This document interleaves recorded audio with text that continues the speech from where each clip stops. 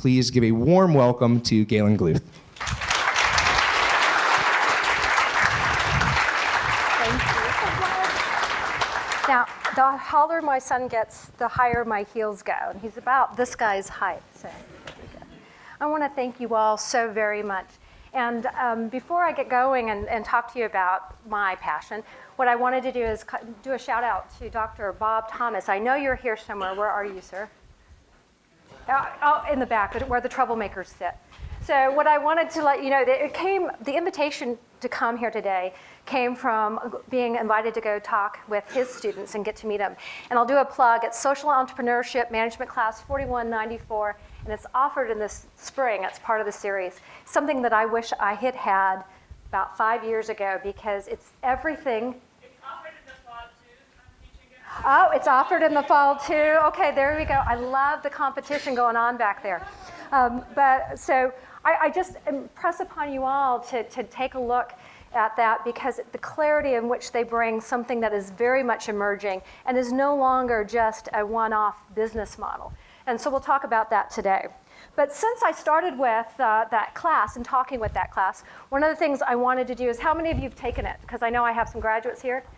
Fantastic. For those of you who haven't, straight from the curriculum, let me tell you a little bit about social enterprises, because it's the context about how I'm going to talk about what I have to talk about today. Social enterprises are dedicated to creating social value, and I love the word dedicating. We'll look at that in just a minute. By attracting private and public funds. Private, that's the same revenue generating model that you would have in all your other business classes. It's everything from direct to consumer transactions to business transactions, licensing, selling off of the technology. So to public funds, where we're looking at grants and we're looking at government contracts. So that kind of tells you where we are, what we do by attracting both of those. And we do it, and I love the word too. You always look for what follows after that, because that will give you an indication of their mission, their objectives, their focus. And it is to address the challenges of society.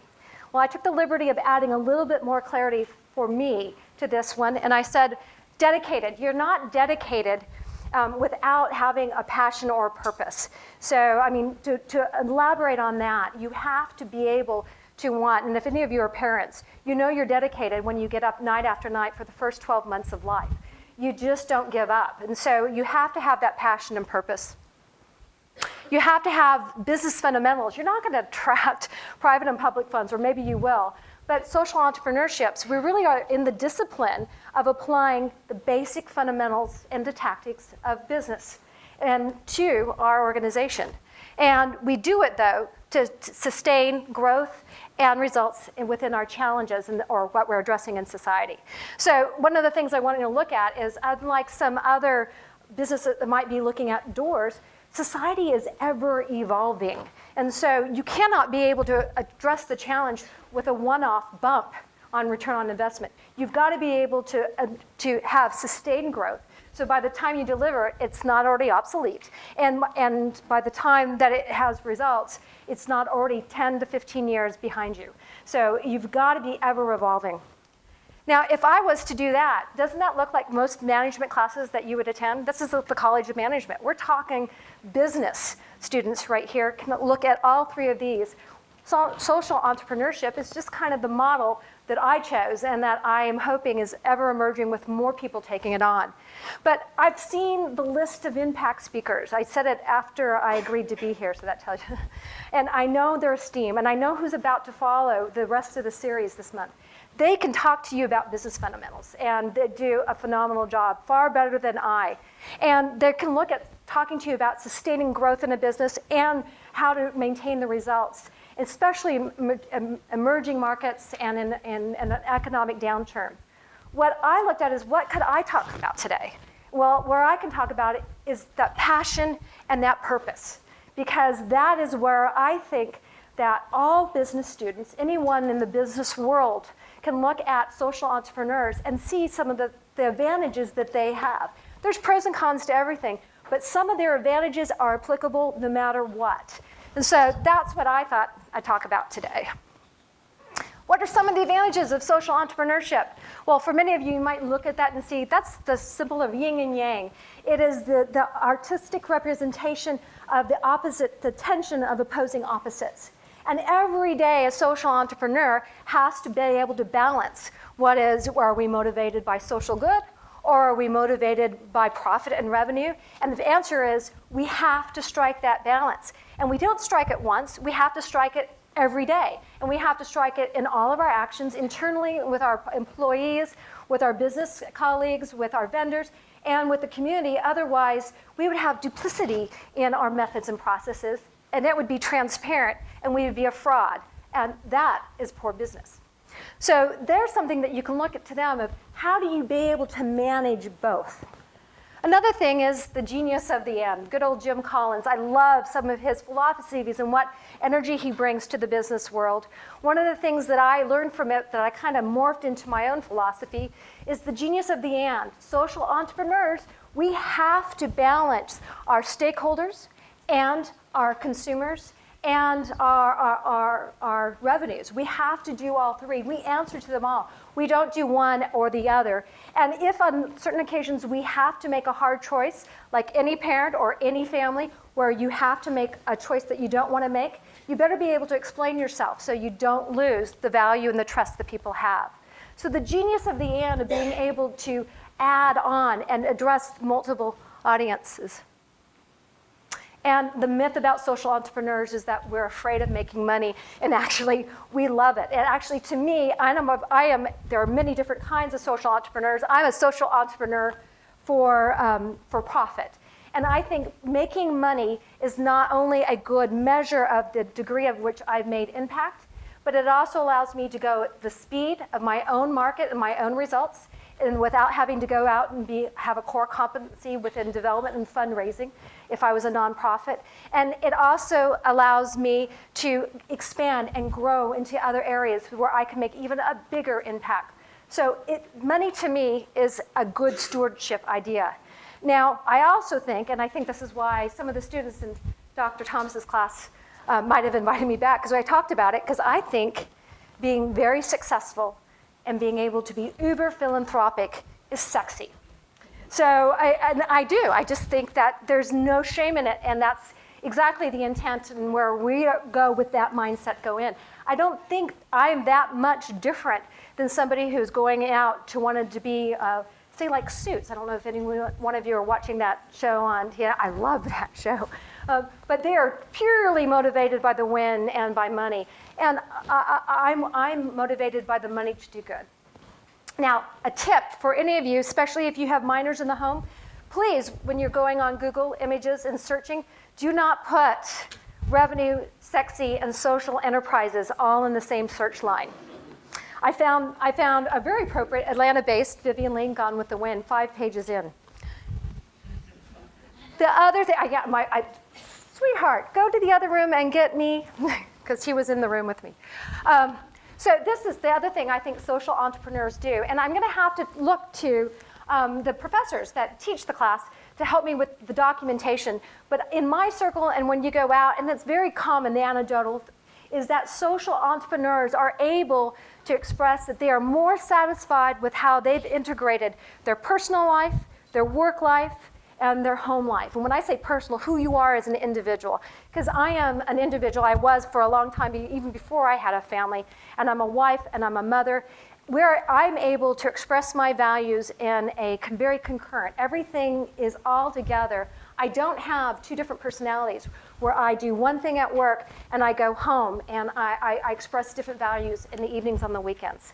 So I think we've balanced and we've been able to fight that integration piece. And you can look at them. Now, it's not exclusive to social entrepreneurs, but I think it's less of an effort, and I think you'll find more examples there. And then, isn't this cool? This is my boy. And so I don't show photos of my boy more recently than about 5 years ago, just to honor his privacy. So it also makes me look good when you go back so far. But when you look at it, social entrepreneurs, we have the lesson to teach that passion trumps brilliance.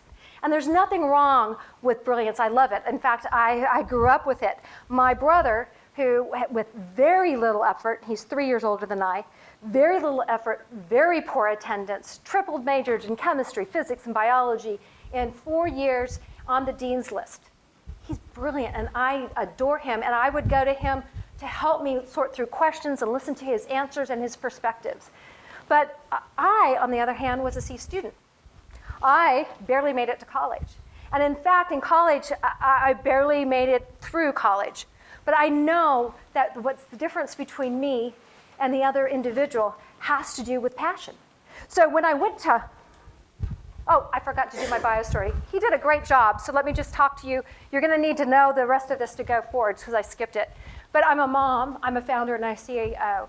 Winsom Arts is a little bit more than just an app on the App Store. I am, as a founder, I started the social enterprise. Our mission, or I should go back to the words, we are dedicated to expediting evidence-based interventions and research to market through mobile technology.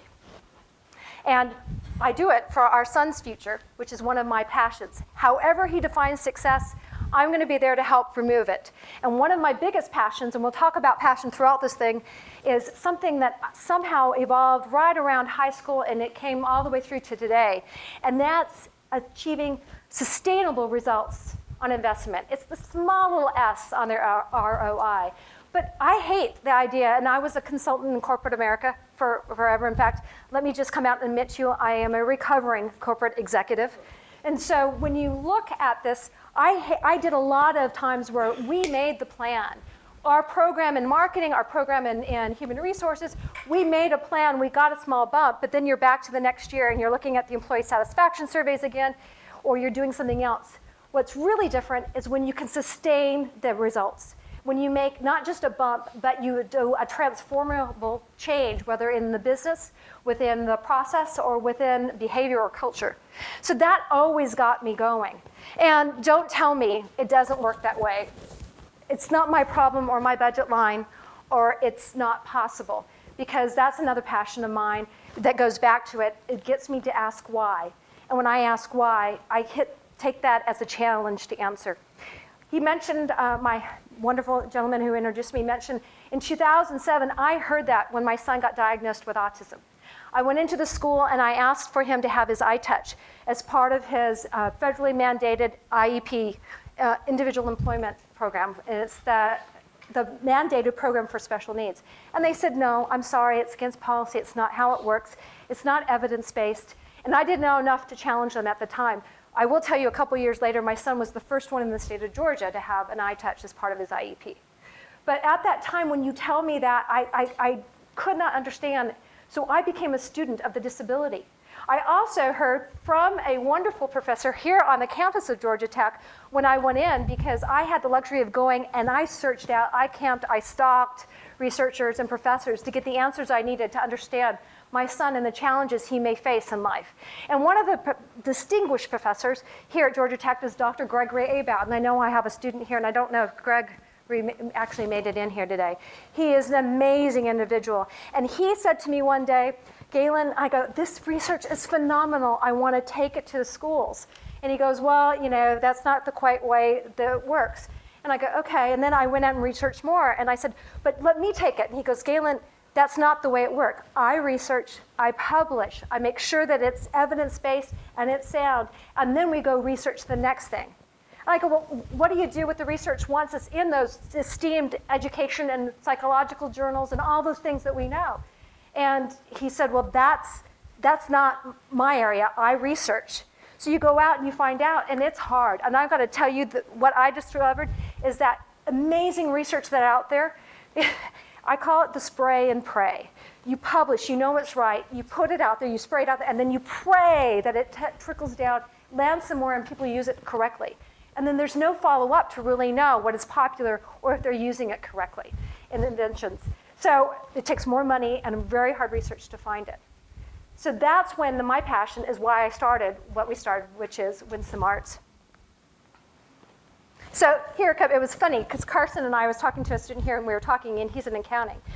When you look at passion, why I think passion trumps brilliance. Passion trumps brilliance because it is intrinsic. It motivates you from an internal energy that gets you out there. It's what wakes you up in the morning and says, today I'm going to do something. It's not reliant on anybody else. And so you have to have it in order to go forward in areas that you don't think that you want to go or that you are afraid to go. Now, why the pencil?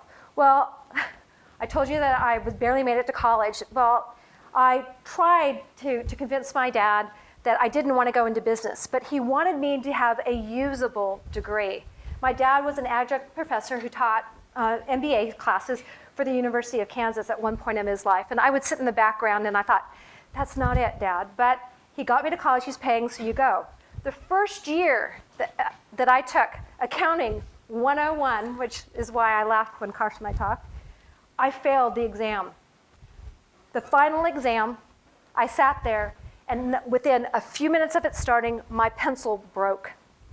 I was too shy, and I was too embarrassed and not motivated to change that scenario. So I sat there until they called time, and I turned in an unfinished exam, and I failed Accounting 101. That same year, I went across the way, and I stumbled in. In fact, what I had to do is I had to have enough credits to keep my housing. So I took the last class that was available. It was called art history. And I fell in love with art history. In fact, it taught me my passion, which is I love what you have to do to observe, to simulate points, to figure out riddles, and to problem solve. And I thought it was fantastic.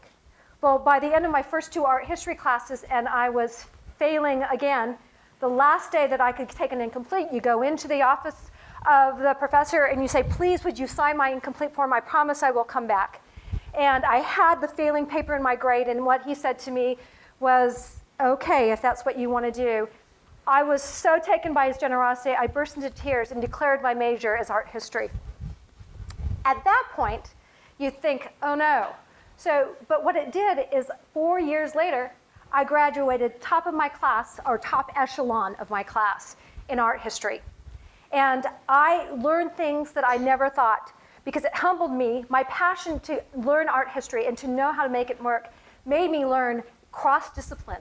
I had to learn chemistry on how all the oils were made. I had to learn physics to understand how sculptures and bronzes would work. I had to learn history, political science, and yes, I had to learn accounting and for the IP, for intellectual property, for the art that you have. It taught me to push me out into areas that I never thought I would go before. Passion does trump business. Well, you wonder about the $50. Well, in the $50, I have no knock brilliance at all. I know it, I value it, I leave it. But when all things are equal, I think passion trumps brilliance. So the $50, on the day of my graduation, friends and family, cap and gown, all were there, and we were celebrating. The professor who gave me the F, my faculty advisor, and the dean of the chair revealed a secret. They walked up in front of my parents and, to my horror, paid up on a bet. What they told me at that time is when I walked away declaring my major, 2 of them bet against me that I wouldn't make it to the end of the year.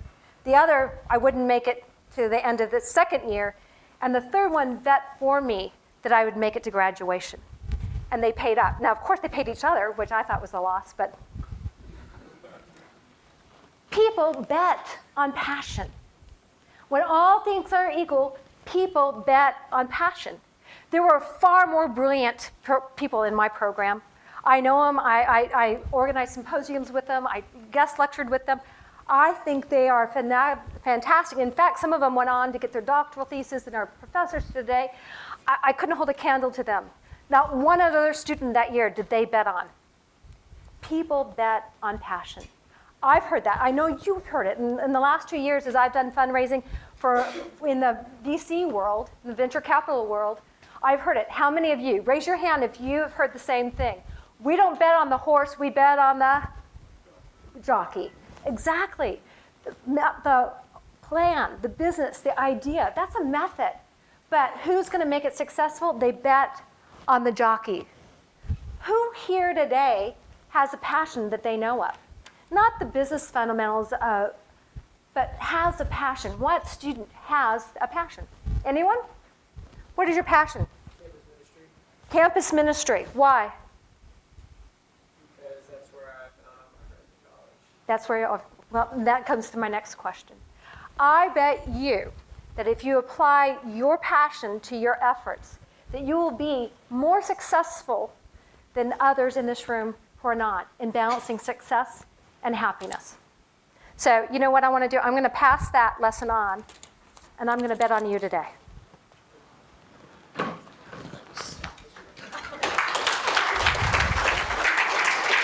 Now, 4 years from now, I want to see where that bet pays off, okay? Yeah, there you go. So, you know, not only does passion trump brilliance in other things when all things are equal, but passion trumps comfort. Why do you want to be in business? Let's hear it out. And remember, I just gave a guy a $50 bill. You don't know what else I have. Why do you want a business degree? What do you want to do with it? Say it again. So everyone's afraid. This is webcast. We don't show your faces. So you know what? I bet you, some of you are thinking that it's because of the salary. It's because of the general management bonus I think I want someday that I've seen others have that I want. Or I want to be that entrepreneur that really makes it big. I want the nice car, the suit. Remember, I love suits. But all that accompaniments and accessories that come with it. Those are extrinsic ideas. There's no reason why you can't have some of those same things that you want, but do it somewhere else outside of business. But you chose business. And if you're brilliant and you're great at it, I think that's fantastic. But if you don't have some intrinsic motivation behind it, I don't think you're going to be successful and happy. As an HR director at Starbucks, before I retired, I counseled countless of employees, which we call partners, mid-level managers, and even top-level executives on who they were unsatisfied, they were burnt out, they had good at what they do, but they were confusing what they did with who they are. And just because they were great at something and they got better at something, have you ever heard of being punished for a job well done? You do that so good, let me hand you this too. And so after a while, their success separated them from their passions. I tell you what, when you get into that scenario, that's not good business management practices. It's not good to attract, retain, and hire great employees in the top of the class.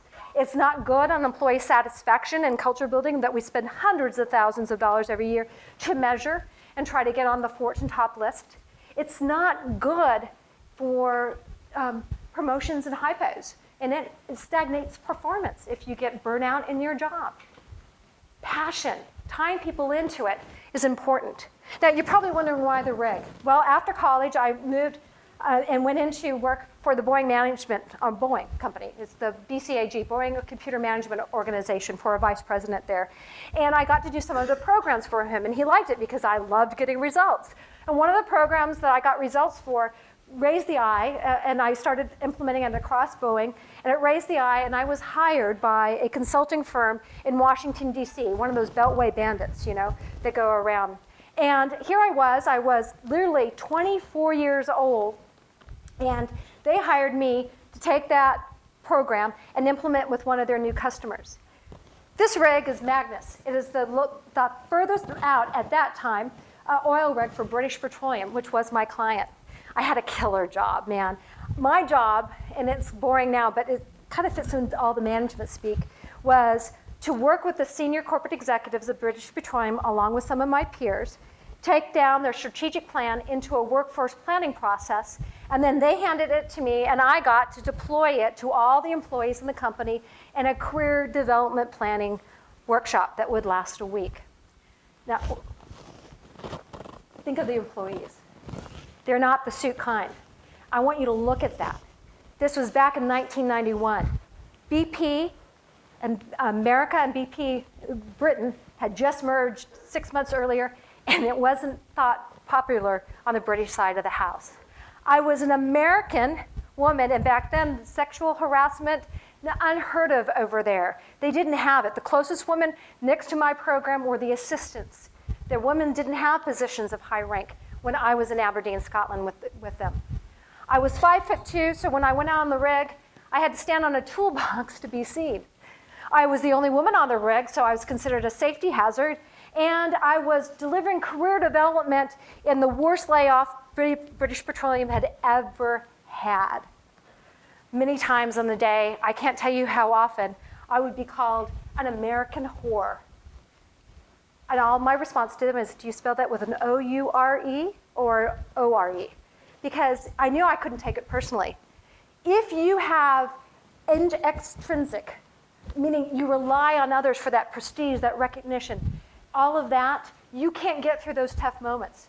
You're going to throw in the towel the moment that someone calls you a whore. But if you have intrinsic, I knew that program should succeed. At least my passion told me it should succeed. If I was brilliant, I would have known that why would a top consulting firm hire somebody at the age of 24 and send them off for 6 months? It's because nobody on the other partners were brilliant enough to know it wasn't going to work, and they didn't want their name attached. Right? If I was brilliant, I would have known that at some point I should have thrown in the towel and left. But instead, we changed, and I was left alone. Back then, no cell phones on the rigs. I threw out the fundamentals of the program. I went back to the objectives of what needed to be done to receive our results. I worked with the employees on the rig. A year and a half later, this program won best practice globally at SHRM, the Society for Human Resource Management. Brilliance would not have kept me there on the rig. Brilliance would have kept me from ever going to the rig. I have to tell you, too, that passion trumps vanity, because back then you didn't have cameras where you took pictures and saw yourself immediately, so you exposed your cameras 6 months later. And what a sight I was, this big in a man's uniform, cinched up on top of a tool bit. So passion trumps vanity. Now, some people are going to tell you, oh, BS. In fact, how many of you read Mark Cuban's blog this week? Mark Cuban, entrepreneur extraordinaire, owner of a major league team. Or when you look at it, he actually put out a blog this week, I think it was Tuesday, that says, don't follow your passion, follow your effort. He opened his blog by saying, that is the worst advice you can actually give. Following your passion is BS. To Mark Cuban, I say back to you, right back at you, bud. And in fact, this is what I tweeted to him. Mark, Motley advice, it's horrible. He doesn't actually know what he was talking about in it. He was so confused. I'm waiting to see if a response, because I still have more questions for him. What he said in there is that if you follow your efforts, it will teach you what you will be good at. And when you are good at something, you will like it, and then you will find your success. Well, I find that to be BS. Now, I firmly believe you're good at the skills that you like, and you like what you're good at. So if you try something and you become good at it, you may like it, and it may be your future success. I don't differ with him on that. But not to follow your passion, you cannot tell me that as an objective observer of Mark Cuban that his passion might not be, let's guess, winning, succeeding at all costs, being the top player in the room, in any room that he's playing in. He has a passion. But you cannot tell me at the other half that he hasn't walked away from a deal because it's too much effort. The margins are good, but they're not good enough. That this is great, but it's not going to get me the success, the win that I want. He would walk away from the deal. And I know that. And I'm confident enough to say that to him if he should reply to my tweet. Passion, on the other hand, what I would tell him is resolute. Look at this. Passion is resolute. Look at those words. Those are many of the words that I would describe for me and the passion that I have to succeed for my son, to give him the future that he deserves. Not many of them are flattering, but they're all so true. But you don't get that through effort. You get it through resolute, to being firm. When you are resolute, you wake up each day and you say, what do I have to do today that I have to learn? Where do I have to humble myself and go ask somebody to teach me? What do I have to talk to? What do I have to barter? What do I have to do? In my case, it's not beyond me to kidnap a keynote speaker and get him to the airport before he realized I wasn't part of the conference staff. You do what you have to do because you're resolute. You're resolute. When you're resolute, you wake up in the day, and you say, I will humble myself by acknowledging brutal honesty, what I'm capable of and what I'm not capable of. And then you surround yourself with the people that, yes, have brilliance and the talents that you don't. When you are resolute, you're going to go out there and you're going to be able to stretch yourself into areas that you had no idea that you would ever get into. How else would I be sitting here today with a organizational development background, an art history degree, and years as an HR professional? And now I have a technology company, and the people I'm talking with are not just other small entrepreneurs. I'm talking with Apple, who called me. I'm talking with the AT&Ts of the world. I'm talking with the IBMs that are interested in our technology. I'm not afraid to sit at that table because I know what I have to offer. I'm not embarrassed of, but I also tell them that I am plunky, bold, festy, but I'm not half-hearted. So now I bet you're kind of curious about Winsom Arts. It's not just an app. It can't be if I have this much passion up here. So what I thought I'd do is I would apply what I just said to my own company and kind of introduce to you what I do. Winsom Arts. Now, this is paraphrased from our mission statement because I wanted to match how I opened it up in the social enterprise mode. We're dedicated to expediting the adoption of evidence-based practices in such a way as to inform researchers as to its consumption. Do you remember I told you it takes 14 years? Or did I tell you how long it takes to get research to market? Someone help me out. Did I tell you? One of my passions, and one of the things that someone told me that it's just the way it is and I didn't like it, is the average. This is the day that I grew into a social entrepreneur. The average today for research, when I go to a school and I ask for evidence-based practices for my son, the average is 14 years from the date that you publish to the date you have statistically significant adoption in education and behavioral science communities. 14 years. Someone's just kind of skipped over my son, didn't they? And yet, I can't introduce programs to the school unless they're evidence-based, but it takes evidence-based, it takes money, and then it takes all these years. Now, I want you to hear me on that and see if you don't get passionate right along with me. 14 years. That means some of you doctoral students in here and some of your peers around Georgia Tech and at GSU. Dr. Gregory Abad, who's doing phenomenal work in interactive computing. If they were to publish a research paper today with evidence-based, it would be 2026 before we have significant adoption in our education society. Does that not drive you crazy? How many technology cycles will we have gone from now to 2026? And that means we're guaranteeing my son and all those who follow him that we are introducing only obsolete methods in the system. They're obsolete the day they're out. So my mission, we're dedicated to changing that to 12 to 14 months.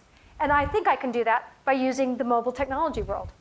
So when you expedite the adoption of evidence-based practices, you do it by no small goal, but you organize the mobile industry. And you mobilize it around the diverse space of disability. And you do that to improve the lives of individuals and their families. So the first business question you're going to have is, so you have a problem. How is it you, or do you share that problem? How big is the problem that your business plan is going to solve? What's the problem? How many pitches have you looked at where you have to say, here's the problem and the solution, and who shares it? Well, this chart comes straight out of the CDC, who I partner with. And that shows you that 40% of parents look at their children ages of 4 months and 5 years and think that there is either a behavioral or social problem or some other developmental delay. 40%. This is before school, before education. They're at home. Now, what I also know about this by layering it over in all of my research is you layer over some marketing statistics, and we know, and we work with Autism Speaks, that 40%, remember, this is not just for autism, this is all parents.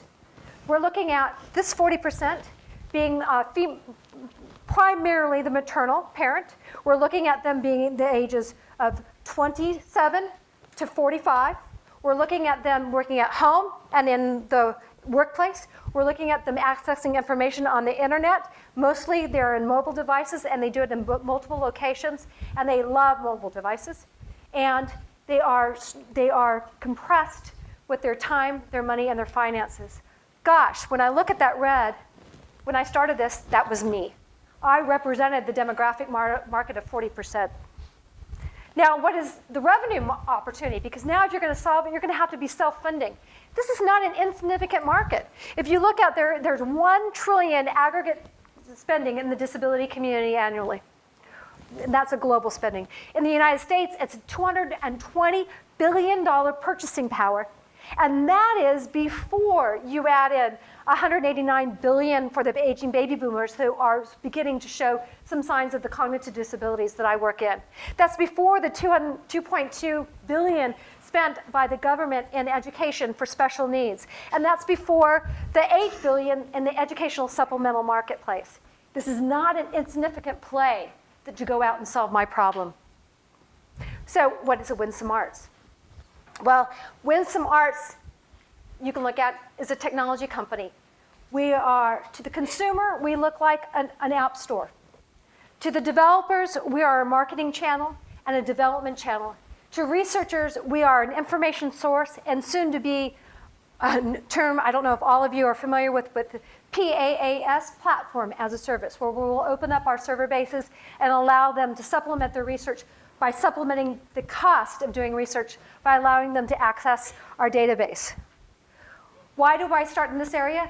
I can't take the whole world on, but when I looked out in 2007, I saw the demographics of the children in the education world, and they were going to iTunes. So even though eventually, if our next round of funding that we are looking at right now, we'll be able to fund going across multiple platforms. At the time, we were looking at where the market was, and they were with the iOS. Now, iTunes actually set up the model that almost all app stores follow. Some of them have little tweaks and twists to make it a little bit easier, but it's the same model, and I don't know how many of you recognize that it's off the entertainment industry. It's off tags, titles, and popularity, and then genre goes for category. And then as it grew, and remember, when I started back this in 2007, there was only 5,000 apps. Today, there's over 717,000 apps on iTunes and growing. And that was last week. It's probably a lot more today. Over 1.5 million apps globally, worldwide, across platforms. So when you look at that, and they put this area, it's confusing. It's a mass amount of information. So what we did is we came up with a search technology. The first way to organize the mobile tech industry is to teach them how to search. So our motto is search the way you live. It's that simple. Search the way you live. So our IM Search Technologies allows us to do 3 steps. It allows us to go into all the apps and filter them. And we filter them by age, grade, gender, disability, skill, construct, skills, and then ability level. Because a 12-year-old boy who is nonverbal with autism and can barely function is different than a 16-year-old girl with high-functioning autism that just needs help writing prose. We're looking at a very different spectrum, and yet they have the exact same search. We form them on relative standards. We're the first one in the industry that says there's no regulation. The only way to get your app onto iTunes into the education category as a developer is to check the box that you want it to be in education. Nobody's looking at it for that. Today, there are 699 apps for autism. If you do the autism tag search in the iTunes, we have over 3,700 in our database system. We pull across all 717,000 apps every 2 hours in our proprietary technology pool that we created with our knowledge, working with the CDC, with the Department of Education, working with the insurance agencies, working with all of the Pediatric Association and the global assessment scales. So now we can go in and we can teach standards. How many of you drink wine? I know this. If you're under the age of 21, please don't raise your hand. Or we're being recorded, so protection. So if you've ever gone in and bought wine in a point system, then you know that the wine industry is one of the best examples of a market that can teach the non-drinker, the non-wine consumer, the non-wine aficionado, how to pick a good bottle of wine. It's the point system. You go into Costco or you go into Safeway or IGA or Kroger's, and you go up there and they'll have things saying 87 points. That could be a $3,700 bottle of wine, or it could be a $14 bottle of wine. You can still find wine varied in price in that price point, and you know to get it. The last time, did anyone ever see a bottle of wine for 60 points or less? 70 points or less. Self-regulating.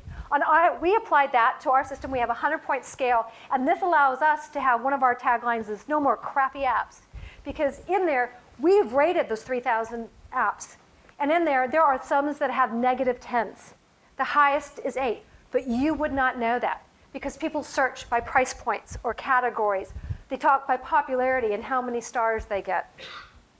And then quality review. We're about ready with the University of Utah to open it up to consortiums to have access to the database and teach us how to rate different qualities. So if it's a speech therapy app, speech therapists will tell us how the rubric should look. So we can put the JD Power quality stamp on it. I don't want to know how to do it. I'm not brilliant. I'm passionate, but not brilliant. But they can. How we do it, I told you that we pull across iTunes. We're about ready to expand into the Droid, the Microsoft, the GetJar markets, even for working with AT&T App Center, that we are in discussions right now for HTML apps. We work against the profiles for the individual. So for the consumer, they get a free app, and they can search, and it's protected. For the developer, we invite them to come in, and they get to learn how to profile their app. So an app developer with a great idea who doesn't understand and doesn't need to have a PhD in the community on how to profile their app and doesn't want to pay $150,000 for the keyword search, they can go in and we'll teach them how to be found. This allows us to slice the data 2,000 different ways. This allows us to inform researchers on apps sets that have saturated the market. It allows us to look in there and say, these are the feature sets that exist, these are the feature sets that don't exist, and here's the quality of apps and where we need to push them. One of our recent clients was Autism Speaks. They're doing a hackathon. What are their priorities? Well, you can go in there, and I can tell you by age, grade, gender, disability. We can dice it. Where do we want to look?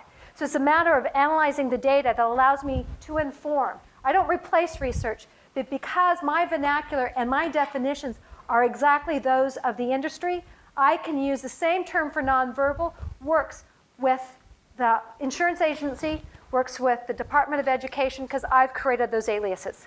So now I can inform them. Passion gives you brilliance.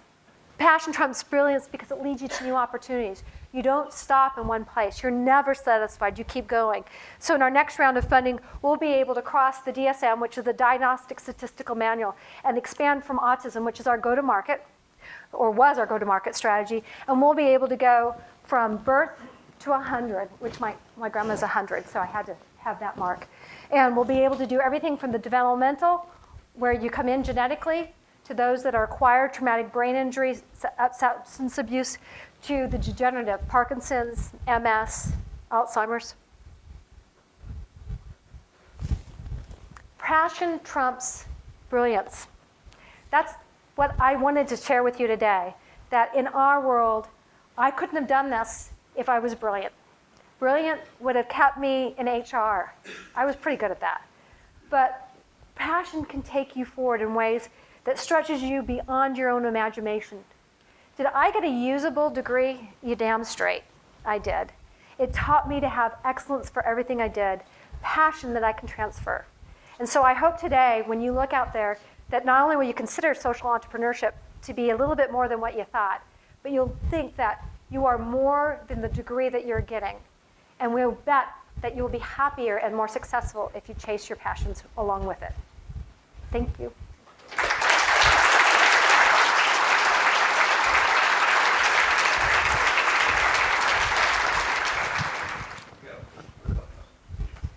My name is Kevin White. I'm a senior at Georgia Institute of Technology, finance major.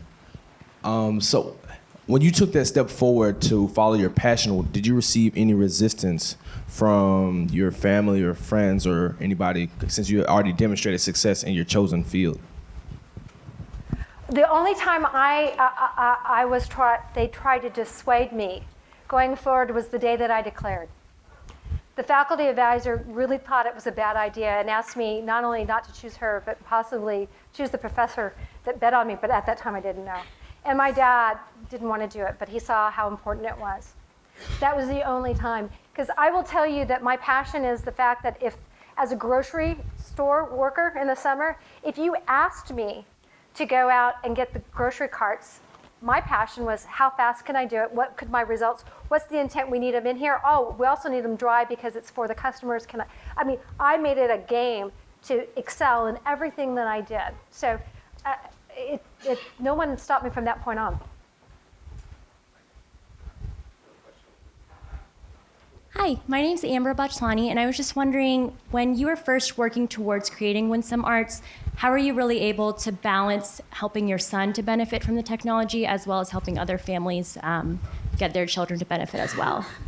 Well, that's interesting because at the time that he was diagnosed, he was 7 years old, so he was in school. At the time, our family was in crisis, so I spent most days at the school. So when I volunteer at the school, when I'm with my son, when I'm helping them adopt or work with the therapies and considering ways to integrate it into technology, that's part of my business. So that's how it's much easier to integrate, because if what I do can't be successful in his environment, I shouldn't be there. So every time I'm with him is part of research. The journey there. Can I ask a quick question? Sure. We talk about, from a social business standpoint, obviously you're a for-profit business, so profitability is one of the metrics of success, but how do you measure your actual impact from a social standpoint? That is really interesting. So there's a couple of different ways that we do that. And the first one is, we had to sit down, and one of my advisors, I am so privileged, too much is given, much is to be expected. And my husband retired as a senior executive, and so we had a lot of contacts, and he's on a board of some servant leadership, and he has friends who have been very successful in social entrepreneurship, so they coached me through it. But from the first perspective is we sat down is if I can change the rate of speed in 2018 from 14 years research to market to 12 to 24 months at a statistically significant part of the population, that's my first measure. So you start there, and then everything that we do, we go down and we say, what is the social impact, and then how do we make money from it? And so it's how we set up our performance objectives and our business objectives. Social impact comes first. Let me also just say that the first year, I had an entire year, I had a partner who did only grant and social impact work. She was a social worker who was a retired executive from Salvation Army, and that's all she did. So she kind of gave me how do you measure the social pieces of it. So. My name is Jared Foyer, and I'm an MBA student. And I work in the NGO field in human rights, and the question that I would have for you is, what do you see as the lessons from social entrepreneurship that can be applied to the nonprofit field? Well, actually, I think a social entrepreneurship is more traditionally in the nonprofit world than it really is in the for-profit. In fact, I have more trouble because I'm a for-profit social entrepreneur in justifying. I have a higher bar to prove my business model than others. But my husband happens to be in the NPO. He was with Habitat for Humanity International, and he happens to have the privilege of serving North America and Canada, the U.S. territories. They have one of the larger social entrepreneur models called Habitat Restored. I don't know how many of you looked at it, but it might be able at some point, here I am, spouse, I'm puffing my chest. He might differ with me, but it could be $1 billion revenue into the NPO. You learn from them. So I don't know if that answered your question, but it traditionally comes in. You can't not be afraid to make revenue.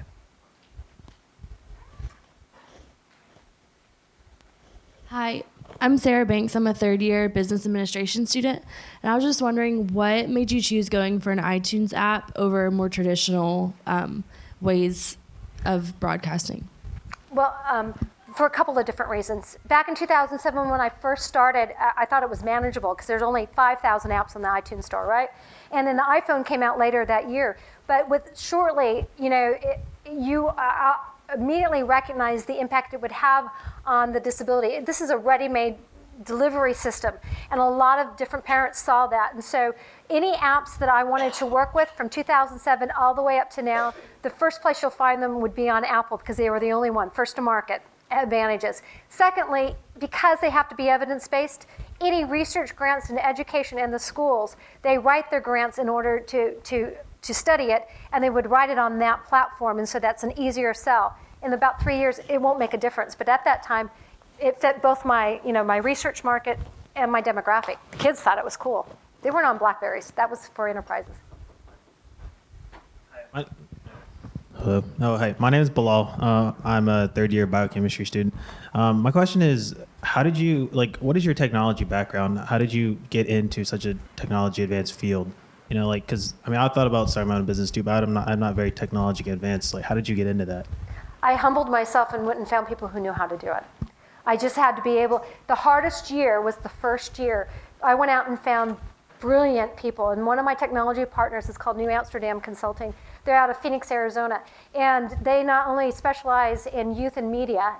I met them because they're out here, and they consult youth and media for Cartoon Network and Warner and Coca-Cola, and they know the youth market, which is my market, for adoption, not my consumer market, my adoption market.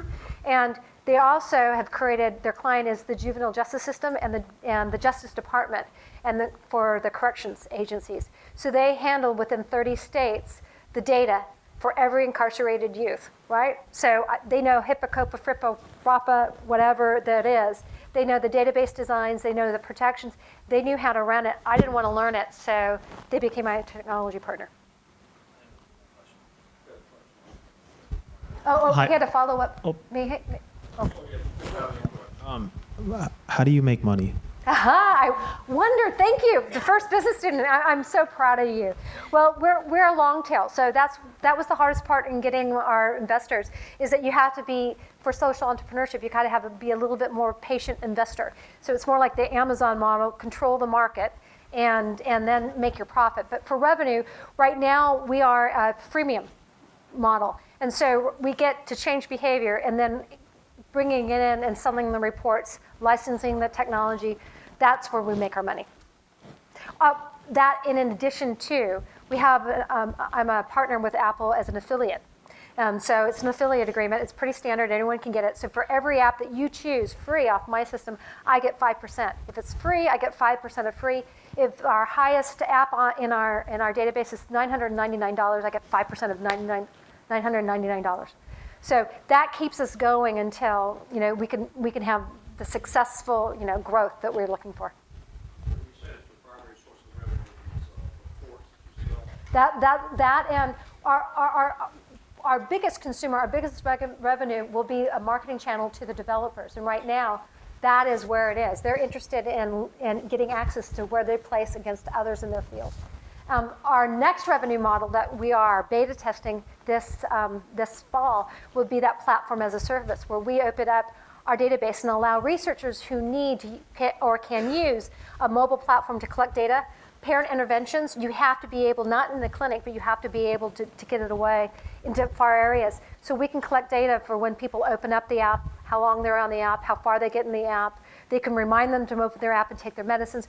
We can do all that protocol and work and collect that data for researchers and supplement their cost. And then we work with the faculty. We're working this out right now.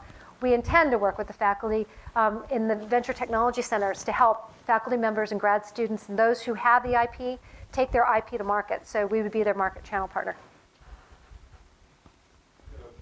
Okay, I'm Vagan. I'm a senior. I have a question. You as a social entrepreneur, do you see yourself as a servant leader? Yeah, absolutely.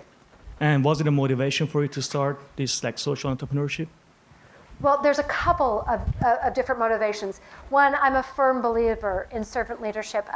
Starbucks is one of the most wonderful companies, and I happen to work for 4 EVPs, or now they would be corporate vice presidents.